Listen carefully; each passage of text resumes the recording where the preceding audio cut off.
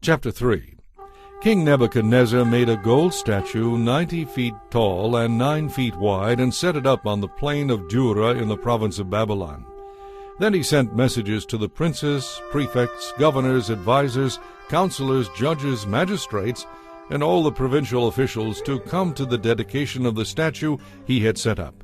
When all these officials had arrived and were standing before the image King Nebuchadnezzar had set up, a herald shouted out, "People of all races and nations and languages, listen to the king's command. When you hear the sound of the horn, flute, zither, lyre, harp, pipes, and other instruments, bow to the ground to worship King Nebuchadnezzar's gold statue. Anyone who refuses to obey will immediately be thrown into a blazing furnace." So at the sound of the musical instruments, all the people, whatever their race or nation or language, bowed to the ground and worshipped the statue that King Nebuchadnezzar had set up. But some of the astrologers went to the king and informed on the Jews. They said to King Nebuchadnezzar, "Long live the king! You issued a decree requiring all the people to bow down and worship the gold statue when they hear the sound of the musical instruments. That decree also states that those who refuse to obey must be thrown into a blazing furnace. But there are some Jews, Shadrach, Meshach, and Abednego, whom you have put in charge of the province of Babylon. They have defied your majesty by refusing to serve your gods or to worship the gold statue you have set up." Then Nebuchadnezzar flew into a rage and ordered Shadrach, Meshach, and Abednego to be brought before him. When they were brought in, Nebuchadnezzar said to them, "Is it true, Shadrach, Meshach, and Abednego, that you refuse to serve my gods or to worship the gold statue I have set up? I will give you one more chance. If you bow down and worship the statue I have made when you hear the sound of the musical instruments, all will be well. But if you refuse, you will be thrown immediately into the blazing furnace. What God will be able to rescue you from my power then?"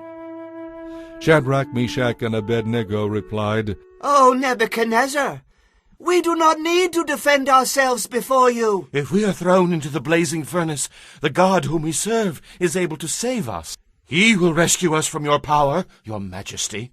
But even if he doesn't, your majesty can be sure that we will never serve your gods or worship the gold statue you have set up."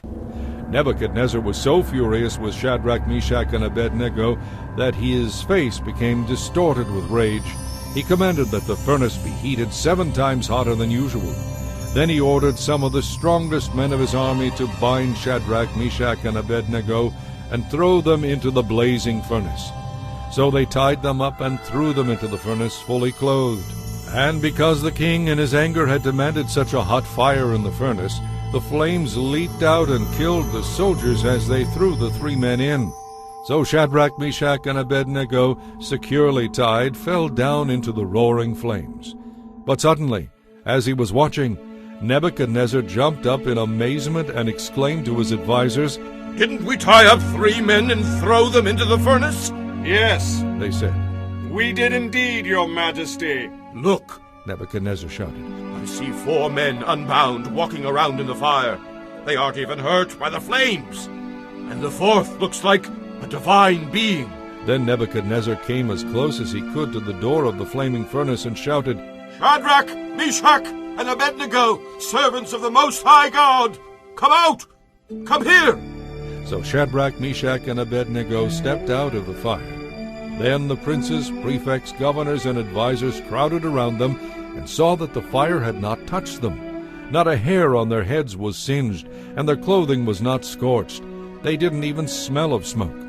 Then Nebuchadnezzar said, "Praise to the God of Shadrach, Meshach, and Abednego. He sent his angel to rescue his servants who trusted in him. They defied the king's command and were willing to die rather than serve or worship any god except their own God. Therefore I make this decree. If any people, whatever their race or nation or language, speak a word against the God of Shadrach, Meshach, and Abednego, They will be torn limb from limb, and their houses will be crushed into heaps of rubble. There is no other God who can rescue like this." Then the king promoted Shadrach, Meshach, and Abednego to even higher positions in the province of Babylon.